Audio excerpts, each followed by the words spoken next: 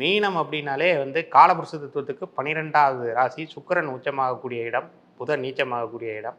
இவர்களுக்கு வந்து கலை சம்பந்தப்பட்ட விஷயங்கள்ல ரொம்ப ஆர்வம் இருக்கும். பொதுவாகவே வந்து இந்த மீனராசி மீன லக்னத்துக்கு கண்கள் மீன் போன்ற கண்கள், அதுபோல் மீனாட்சி அன்னையை வந்து அந்த ராசிக்கும் லக்னத்துக்கும் சொல்கிறது உண்டு. அதே மாதிரி சில விஷயங்களில் பார்த்தீங்கன்னா கழுவுற மீன்லாம் நழுவுற மீன் அப்படிங்கிற மாதிரி சொல்லுவாங்க. எல்லா விஷயங்கள்லையுமே எப்படியாவது எஸ்கேப் ஆகி வந்துருவாங்க. ஒரு கஷ்டமான சூழ்நிலைகள் ஏற்பட்டாலும் கூட அதிலிருந்து ஈஸியாக வந்து வந்துருவாங்க. அவர்களுக்கு இந்த வருடம் வீடு, மனை, நிலம், பூமி, தோட்டந்தரவு இது வாங்குறதுக்கான அமைப்புகள், அதுக்கு காத்து கொண்டிருக்கக்கூடியவர்களுக்கு எப்படி இருக்குன்னு டேரட் தேவதைகள் மூலமாக பார்க்கலாம்.